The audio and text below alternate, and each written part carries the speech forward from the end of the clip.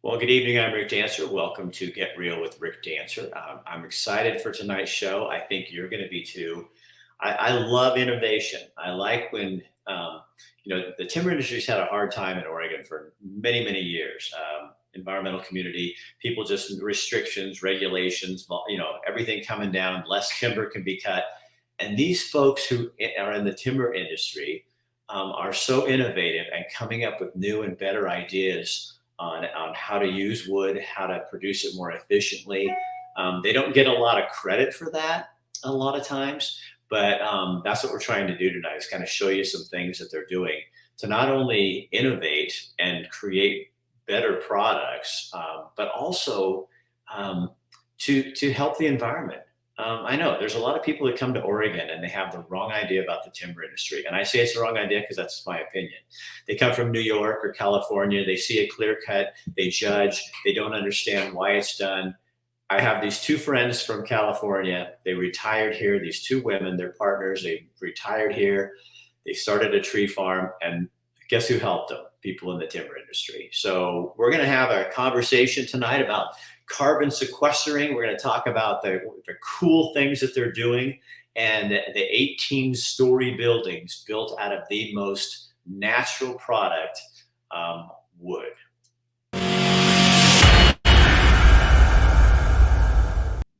Feel like a lot of businesses and a lot of individuals feel like they want to support them, but they feel like they can't because they feel like they'll be retaliated against, and I don't care. Like I don't. I think we should support our police. They're wonderful people. They're not racist. They're not. They support. It's who we call when we have an emergency. I do a lot of sponsorship with the police departments locally. I feel like they don't have enough support, and I wanted to show my support by putting the billboard up. And I got Rick, I got you on the billboard. I got Kilcullen on the billboard, and I just want to show that our support. I think more businesses need to show they back the blue.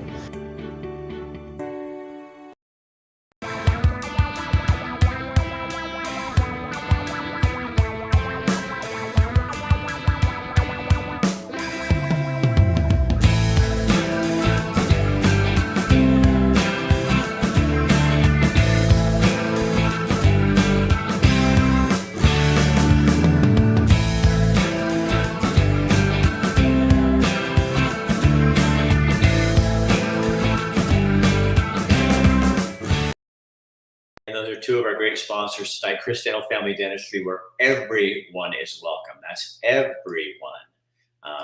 Doesn't care about your back status or anything like that. If you need dental care, he's the guy to help you. And he loves freedom. Other sponsor, Buck Sanitary Service, does a lot of work with the timber industry. In fires and things like that, Bucks and Sanitary Services all over those places, providing outhouses, showers, things like that for the firefighters. So we love having them on board too. Trans World Business Advisors will be up in just a few minutes, and Rosa Real Estate also sponsors for our show. But let's get to what we're doing here tonight. This is Tyler Freris with Freris Engineered Wood. How long is Tyler? Welcome. I'm glad to have you. Hey, thank you, Rick. I appreciate it. So how long has your family been in the lumber industry in Oregon?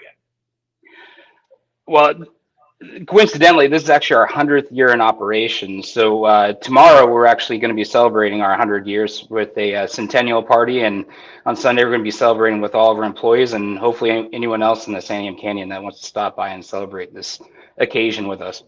So what's kind of cool though is your grandparents or great grandparents probably somewhere in there. I'm guessing, was it your great or your great great? Just grandfather. Your grandfather. So Yeah. He starts logging, and if he saw what you're doing today, he would flip. I mean, you guys have really innovated.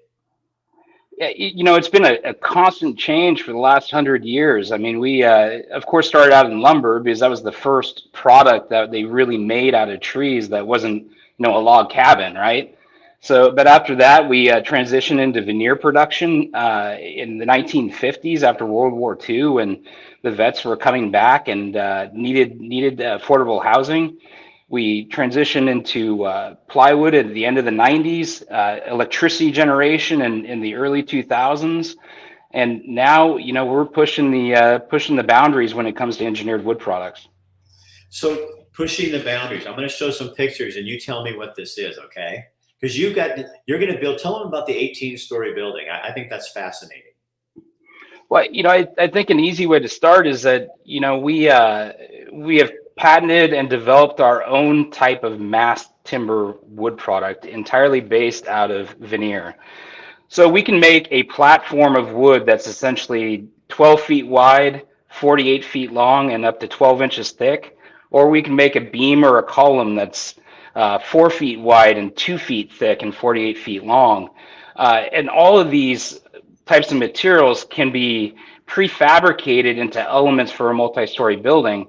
And while in the past people were afraid of using wood in buildings because there was always the fire issue that came along with it, but what we have now is essentially decades of study that has shown that when you take a large wood element and you subject it to fire, it actually maintains its capacity and its structural bearing for a lot longer than steel does at a lot higher temperatures.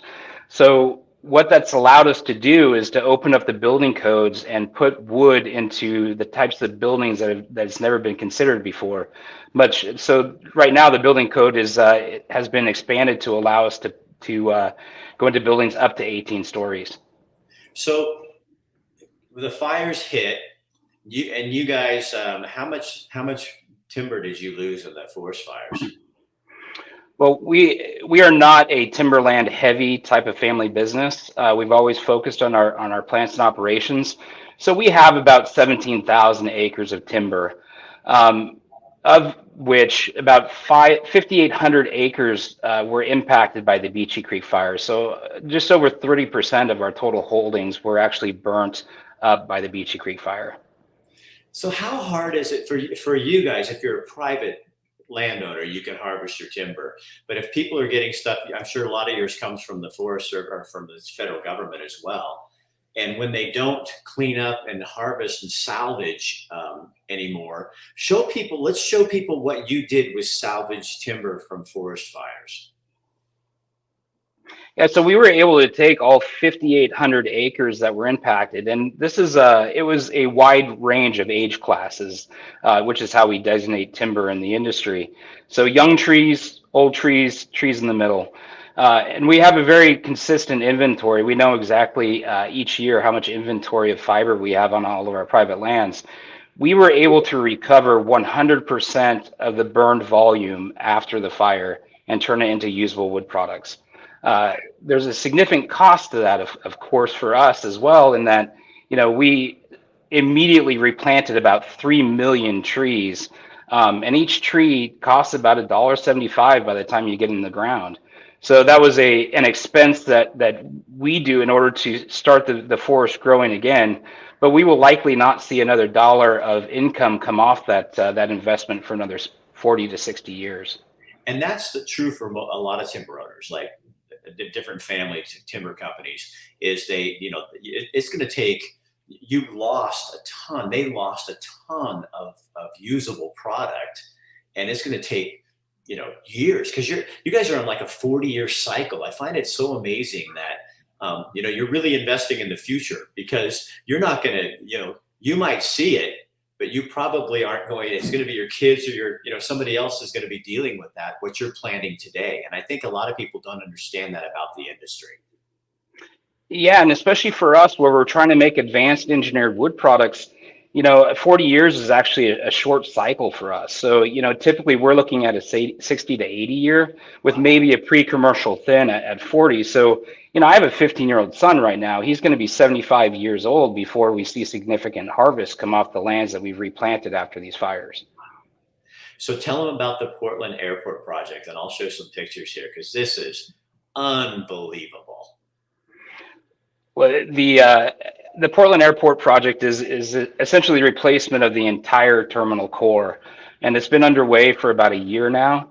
It was just providence when you get down to it, in that we had just developed a unique and innovative mass timber product, and the port was looking at maintaining its place as one of the finest airports in the world. So, and they immediately wanted to go to local products and local suppliers, and also had a real vision towards carbon sequestration and sustainability. So, I really have to hand it to the Port of Portland for leading with their principles and being able to dive into what has been such a contentious issue over the last 30 years, which is essentially forest management.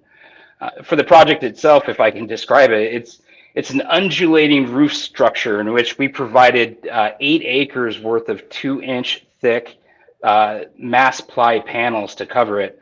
There's hardly a single rectangular panel on the entire roof. It's all beveled and angled in order to fit over the curvature.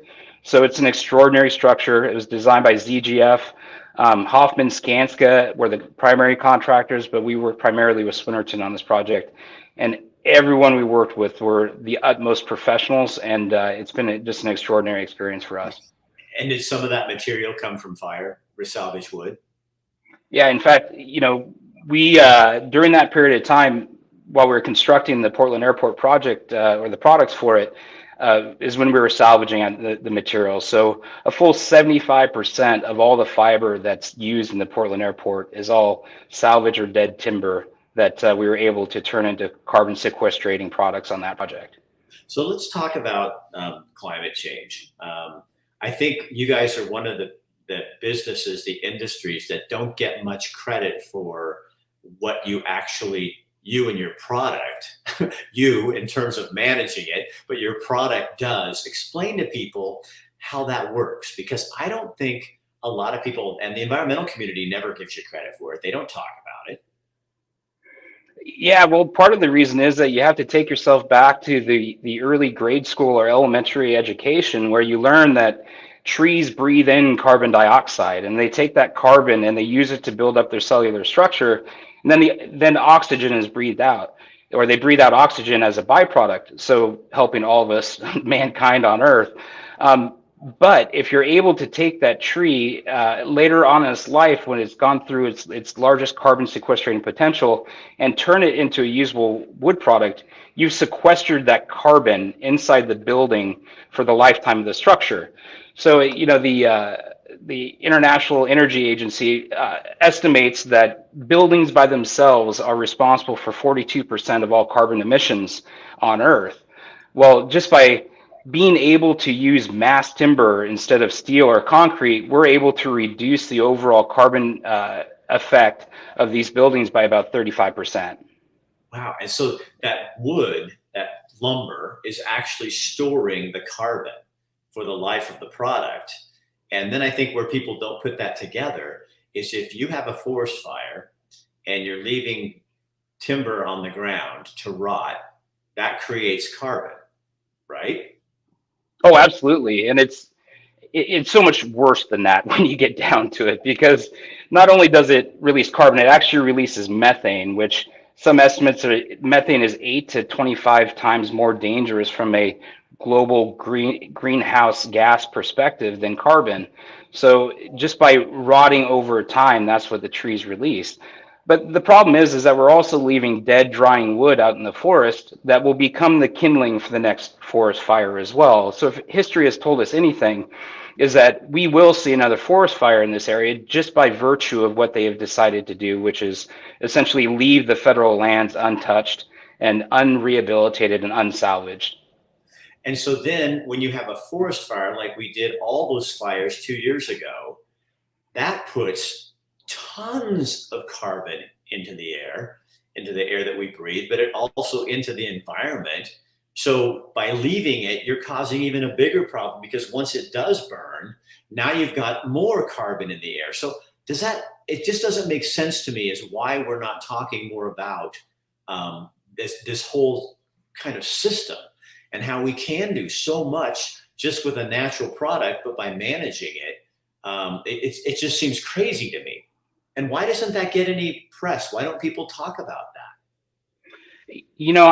I don't know. I think it's a little bit of a mystery to me, but I think that the timber industry has continually been losing messaging for the last 30 years since the timber wars. And, we've gotten to a point where people seem to think that if you put environmental or you put justice on a company name, that it's okay if they litigate every single type of beneficial aspect of every single Forest Service project to try and mitigate salvage or forest restoration. And that's the point that we're in, is that we've essentially, what we're seeing now is the result of 30 years of essentially forest management by litigation. The foresters and the Forest Service, the Bureau of Land Management, these people know what to do. They are true experts, and they are specialists in their field. And we've got to start listening to them if we really want to see a beneficial outcome from our forests. Because it's become all too political, so they can't really do what they know is the right thing to do. They have to do what the political thing says that they have to do to make people feel better.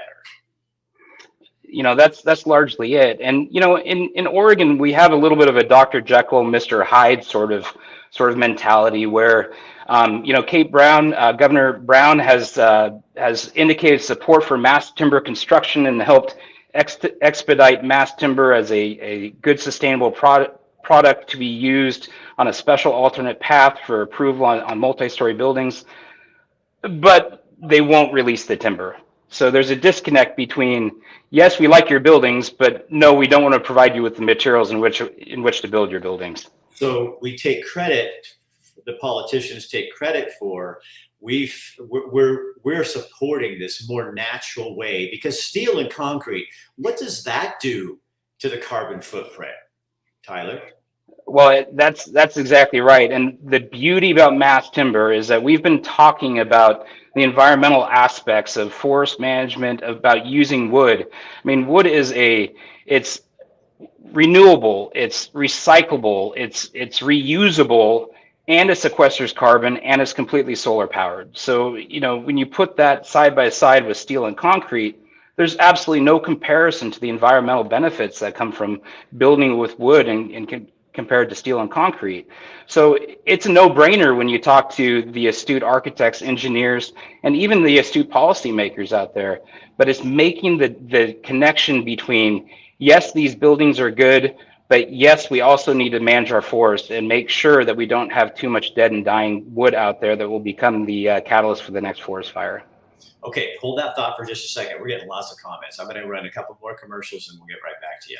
Basically open this door into a world that people don't even know exists, and all of a sudden here's all these ideas and businesses and thoughts, and you could change somebody's life that way because they had no plan in owning like a bike shop or a granite shop, and now all of a sudden they're doing something they never knew that they'd love. Both those cases, those guys weren't looking for those businesses they bought, but they fell in love with those businesses, and they're actually both doing really well. And that's what I do. I'm kind of that dream maker, and that's I'm easy to talk to. I listen to the buyers, I listen to the sellers, and just through conversation, I kind of figure out. And even sometimes we look at a few businesses. I'm not going to twist your arm into making you buy something you don't want. I'm just going to help you find something that's going to be a good fit. And that's more important to me, because I want you to be happy with your purchase, because it's going to be a big part of your life for a while. Here with Bros of Real Estate. I'm just sitting out, having my morning cup of coffee, thinking about how much I'm going to have to pay for rent next year. Thinking about how much I'm going to have to pay for rent is a little bit stressful, because I was talking to Derek last week, and he was telling me how affordable mortgages are, especially with a 3.5% first-time home buyer's loan. I knew nothing about this coming into real estate. It was a shock to me. And how easy it is to get into a home, especially with Derek, it blows my mind. So over this next year, I'm going to be doing a little bit of shopping, maybe buying a rental. Who knows? I mean, the world is my oyster. I got this home buyer's assistance. I can even qualify for a $0 down payment, which is so incredible. So yeah, if you want to learn more about FHA loans and zero down payments, just give Derek a call. He's the man to talk to. All right. So Tyler, I like Tom's comment here. He says, making people feel better is not good land management. That has to be so frustrating for you guys when, a feeling, or it's really easy. They've done a great job of selling their message, but there's a lot of hypocrisy in there, because you can't. What do they live in? Stone houses? I mean, you're living in a home made from stick frame, probably, more than likely. Even manufactured home have wood in them. And then you're turning around and limiting what can be produced because they don't like the look of a clear cut. React to that for me. No, absolutely. I think people, you put up a little bit of drywall in your house and you don't see the studs behind it, or the plywood that's used to keep your shear walls together. I mean, people, there's a little bit of an urban and rural disconnect as well, where we've lost the connection between the products we use or consume on a daily basis and where they actually come from. Like ground beef does not come from a cow; it just comes from the butcher shop. Right. Sort of mentality. When school kids are asked where eggs come from, it's a carton at the grocery store. They don't even know it comes out of a chicken's butt. I mean. Exactly. Well, and so for this type of product, people can generally see the fact that we import most of our steel from China. So are we really supposed to say that it's more sustainable to import steel produced in China, or innovative wood products produced here in Oregon that we replant, we steward our forests, we make sure that the environmental attributes are seen as well? I mean, we go through a lot of work to make sure that we don't impact the environment negatively. I think it's also interesting because I know a lot of loggers and people who work in the forest, and the reason they work in the forest is because they love it. And yet sometimes I think the radical folks try to make it look like you guys are just out there to take everything you can, and and these loggers just cutting down trees, and I mean, it's a process. It's not murder. No, that's exactly right. And every timber sale that we operate on has such tight contractual restraints. Most of the federal timber sales are put up with several years of NEPA analysis, the National Environmental Protection Act. So it's gone through years of scientific review before it even goes out to timber sale for bid. So at that point, we know it's still going to be litigated. So you've got several years after that before you can actually come up with a judgment and perform your timber harvest. So it's a difficult process to go through, but it's valuable. A lot of people don't realize that the federal government owns 60% of our state. Yeah. But they provide less than 10% of the harvest. So really, since the Northwest Forest Plan with President Clinton and Vice President Gore, I mean, we've essentially pushed all timber harvest down to the private landowner, where you have a consistent harvest. But really, the more sustainable way to do things is to have a lighter touch around a larger land area.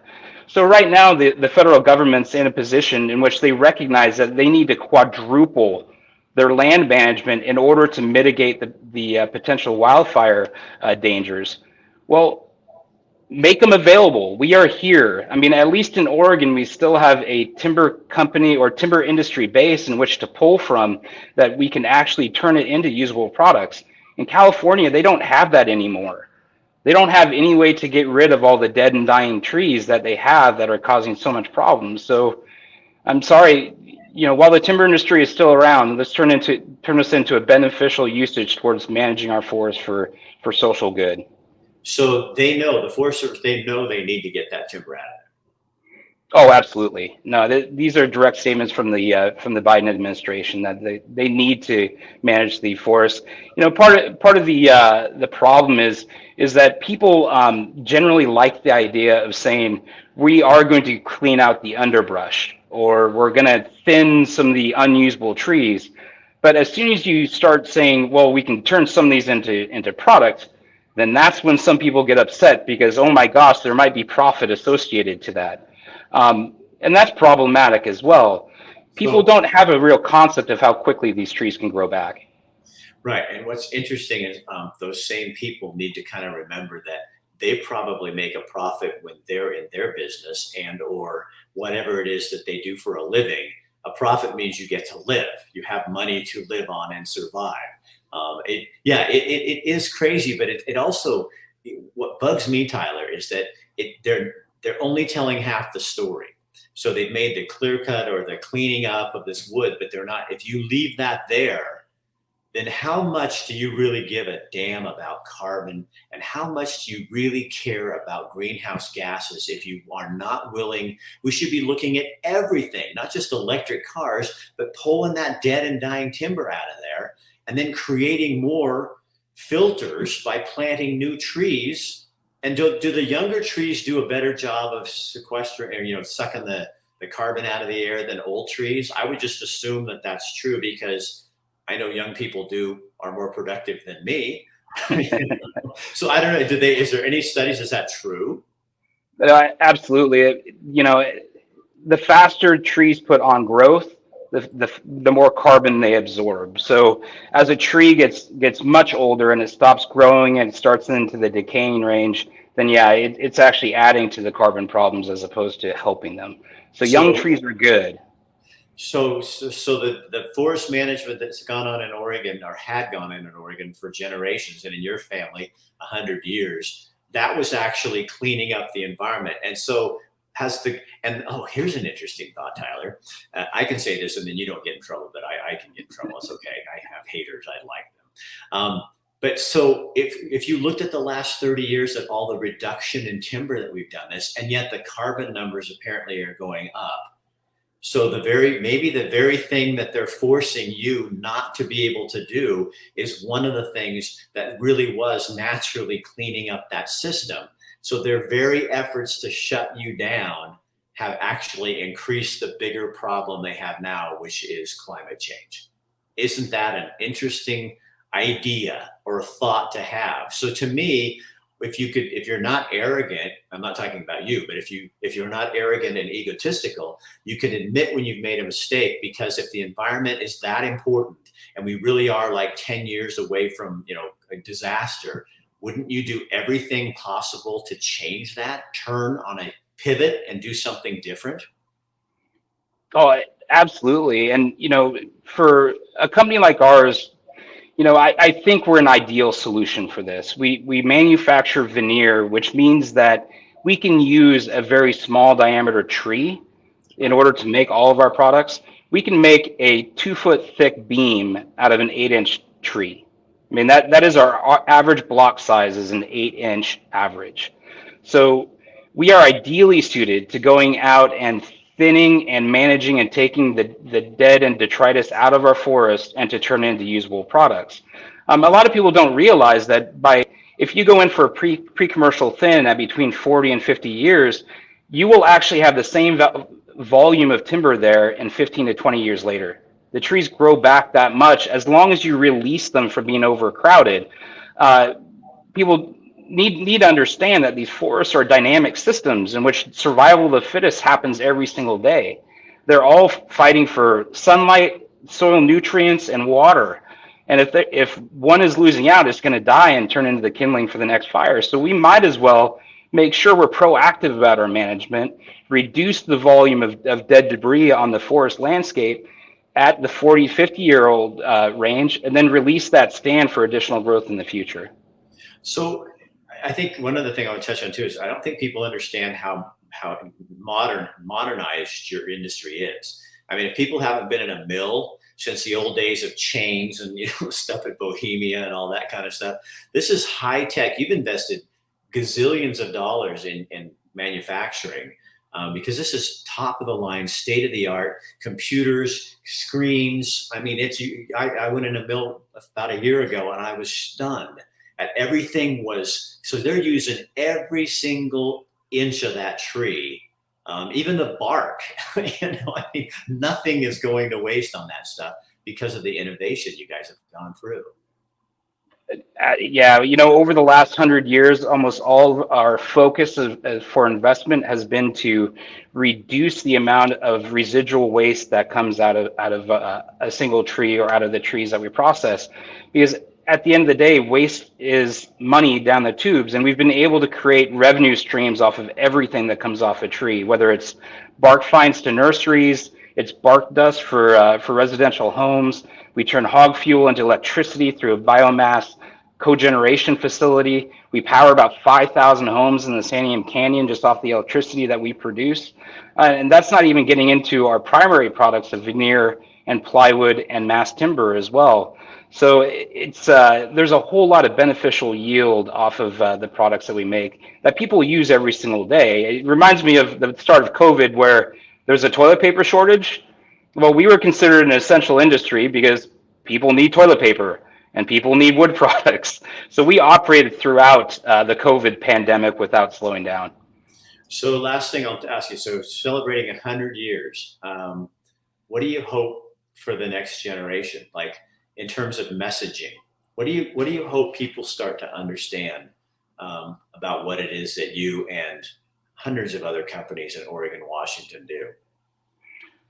Well, honestly, I try to keep up on all the latest trends in the wood products industry, and we are only scratching the surface as far as what types of materials can be made out of wood, what type of beneficial products can be made out of it. I think the future is incredibly bright when it comes to the wood products industry. Coca-Cola right now is looking at converting all their plastic bottles into wood fiber-based cellulose. Well, what a wonderful way to tackle some of the fossil fuel issues that we have. If you can make it out of renewable material like wood, they're looking at creating glass out of wood fiber or jet fuel and ethanol. They're doing that right now. We can make jet fuel out of wood chips. So we're just at the very beginning. We really start with a structural aspect in that we're trying to make shelter for people, and we're trying to make it cost effective. We're trying to tackle some of the bigger issues that we have, that society has right now. If we can push down the cost of construction by prefabricating panels, so you're screwing things together in a Lego type of building that's a more pleasant building to live in, that's more ecologically friendly, I think at that point we can ring the bell and say we've done something good. But the key has to be, there has to be the supply there. And if we don't change the way we're doing timber management on the federal level, and if we don't change our attitude about how timber products are created and maybe incorporate this carbon sequestering message, which is truth, into the environmental picture, all these great innovations will just going to be more and more difficult to happen or super expensive, because it's going to be so much harder to get the base product, which is the timber that people like you guys grow. And so people have to, the hypocrisy has to stop. I mean, come on. You've had the messaging, not you. I'm sorry, I'm not talking to you, Tyler. But the messaging, it's there's some truth in there, but there's a big, huge part that's not being told. And if we as Oregonians and Washingtonians and Montanans don't start talking about this and pushing, we're going to have great products that we could do. Our air flights and all these things could be doing, going better.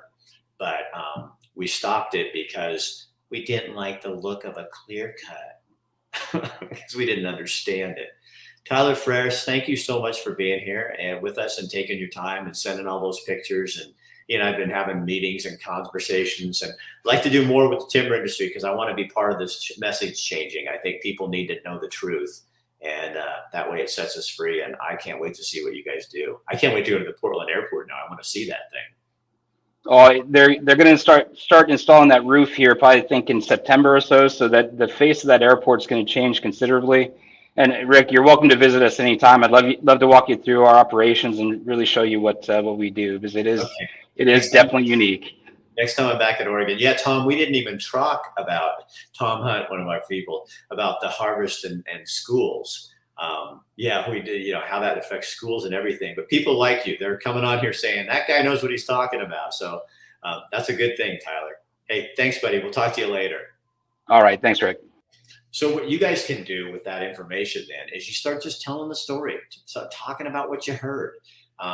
That's how things change. Social, you start these little movements, and it's vital to so many people in Oregon and Washington, all over the country, but especially up here in the Northwest, that we get the message straight.